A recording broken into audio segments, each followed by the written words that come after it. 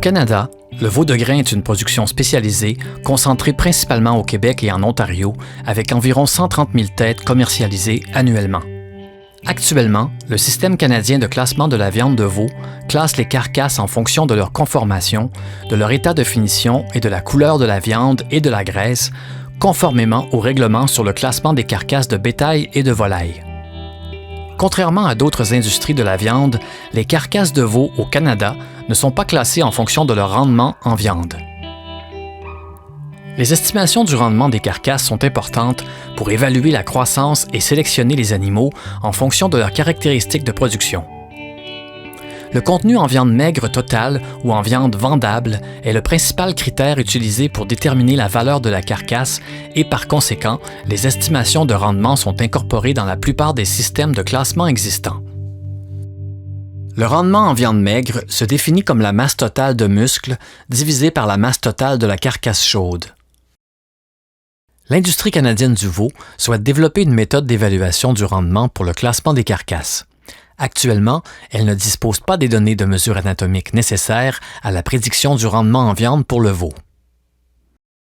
L'objectif de la présente étude consiste à développer un système de classement basé sur des mesures de la longe à l'aide d'une réglette afin de prédire le rendement en viande des carcasses de veau. Voici, à titre d'exemple, la réglette utilisée pour estimer le rendement en viande des coupes de bœuf au détail au Canada. Une réglette adaptée au veau de grain pourrait permettre aux classificateurs de l'Agence canadienne de classement d'évaluer objectivement le rendement en viande qui a été défini comme le critère de qualité des carcasses.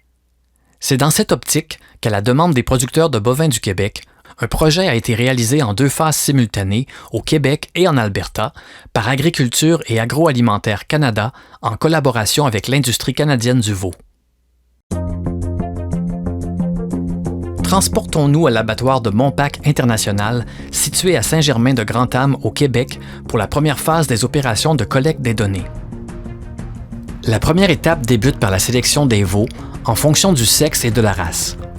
Un échantillonnage de 300 sujets formés de 150 mâles et d'autant de femelles permet une précision statistiquement significative. Le sous-groupe des mâles est composé de 120 veaux de type laitier et 30 veaux croisés boucherie, tandis que celui des femelles est subdivisé en 75 veaux de type laitier et autant de croisés boucherie. Les caractéristiques de poids des carcasses sélectionnées représentent ce que l'on retrouve dans la population canadienne actuelle des veaux de grain, soit entre 127,5 et 189,2 kg. La répartition des veaux sélectionnés pour le projet provient à 80% du Québec et 20% de l'Ontario. Parmi les veaux issus de races laitières, la race Holstein domine avec 94% des veaux sélectionnés, suivi des races Ayrshire, Suisse brune et Jersey. Parmi les veaux issus de croisements de boucherie, c'est la race Angus la plus populaire avec 86% des veaux sélectionnés, suivi de blanc-bleu belge et d'autres croisements. Dans les minutes suivant l'abattage, les carcasses sont fendues au centre de la colonne, puis amenées sur un rail pour la peser et la prise de mesure alors qu'elles sont encore chaudes. Le projet a permis d'explorer le potentiel de certaines technologies comme la bioimpédance et l'imagerie 3D. La bioimpédance consiste à mesurer la résistance d'un faible courant électrique à travers la carcasse. La prédiction du rendement en muscle est possible grâce à la corrélation entre la résistance du courant électrique et le taux de muscle dans la carcasse. La numérisation en 3 dimensions a été réalisée à titre de validation de concept et pourrait éventuellement servir à aller plus loin dans la prédiction du poids des coupes de détail. Pour les besoins du projet, seules les moitiés gauches des carcasses ont été conservées. Des mesures similaires ainsi que d'autres données sont reprises 24 et 48 heures après l'abattage sur les demi-carcasses réfrigérées.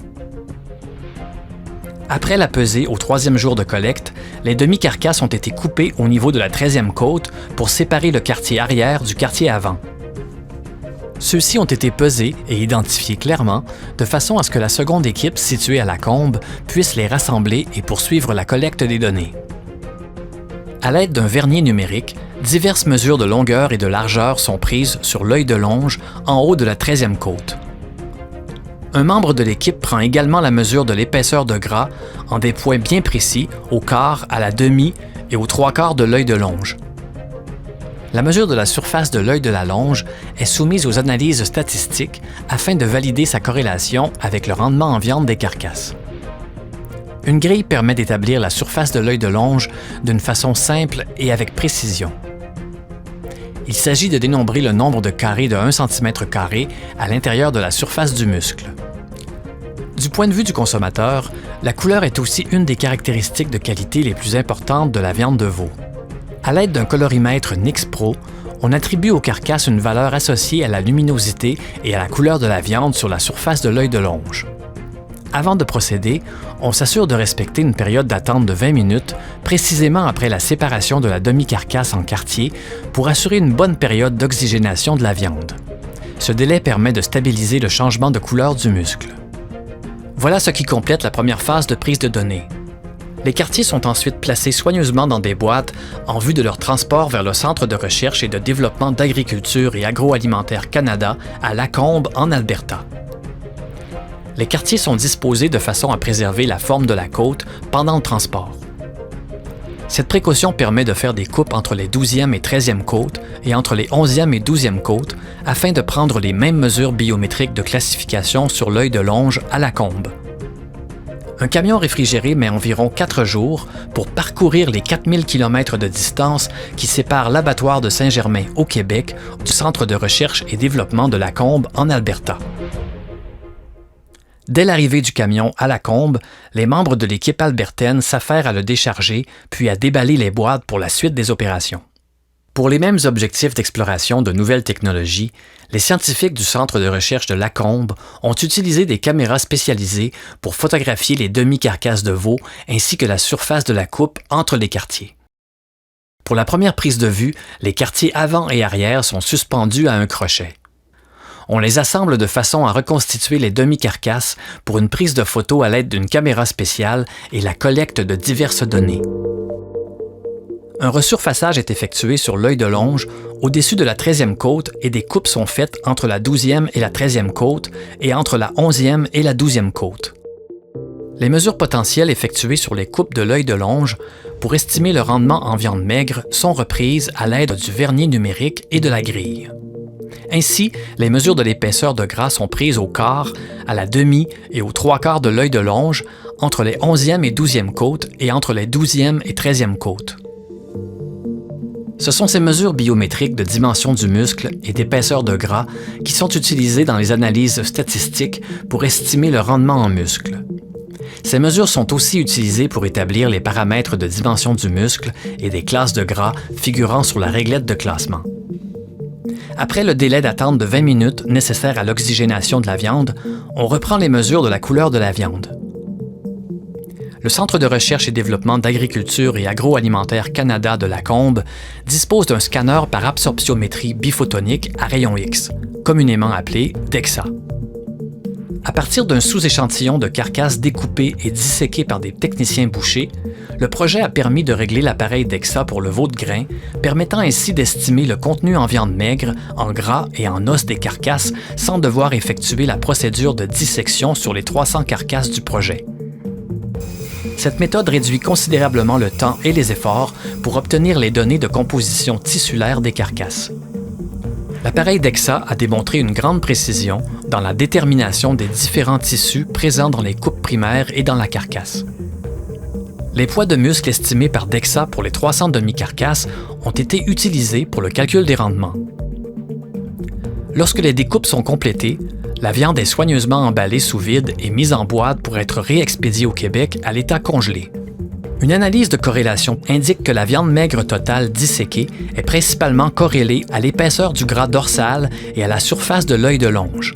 Les analyses statistiques ont servi à construire des équations de prédiction du rendement en muscles en utilisant les mesures biométriques réalisées aux différents sites de coupe sur l'œil de longe. Les calculs de régression mettent en évidence les relations entre l'épaisseur du gras dorsal et la surface de l'œil de longe afin d'estimer le pourcentage de rendement en viande maigre des coupes de carcasse. Parmi toutes les mesures prises aux différents sites de coupe de la longe, c'est l'épaisseur du gras dorsal à la position 1/4 combinée à la surface de l'œil de longe qui permettent la plus grande précision de la prédiction du rendement en viande. Dans un souci d'efficience technique pour l'utilisation en industrie, la surface de l'œil de longe est calculée à partir de sa longueur et de sa largeur, celle-ci étant hautement corrélée. En utilisant la réglette de classement, ces mesures sont transposées en cotes de longueur et de largeur variant de 1 à 3. La combinaison de ces deux cotes permet d'établir un indice de surface de l'œil de longe variant de 1 à 4. L'épaisseur du gras à un quart mesuré au-dessus de la côte dans le premier cadran à partir de l'apophyse épineuse a été catégorisée en attribuant une classe de gras de 1 à 10 par incrément de 2 mm. Par exemple, la classe de gras 1 correspond à une épaisseur de 0 à 2 mm, la classe de gras 2 correspond à une épaisseur de 2 à 4 mm, et ainsi de suite. En s'appuyant sur ces résultats, une réglette de rendement pour la viande de veau a été mise au point. Cette réglette sert à déterminer un indice de muscle en se basant sur la largeur et la longueur du muscle de l'œil de longe. Elle sert aussi à déterminer la classe de gras en se basant sur l'épaisseur de gras dorsal. Une étape de validation permettra de cibler les aspects relatifs aux conditions optimales d'implantation tels que l'espace requis, la facilité d'utilisation, les temps d'application et la constance de la présentation de la coupe de l'œil de longe. Cette étape permettra d'établir un portrait de la répartition des rendements en viande dans la population des veaux de grain. Cette distribution du rendement en viande maigre permettra d'établir des catégories de classement des carcasses de veau. Nous espérons que cette vidéo vous a plu et qu'elle aura su vous éclairer sur les travaux réalisés pour le développement d'un outil de mesure de la qualité commerciale des carcasses de veau de grain. Les producteurs de bovins du Québec remercient Agriculture et Agroalimentaire Canada pour la réalisation du projet, particulièrement les équipes de chercheurs des centres de recherche et de développement de Lacombe et Sherbrooke. Les producteurs bovins du Québec tiennent également à souligner la collaboration du personnel de Monpac International à Laval et à Saint-Germain-Grand-Am.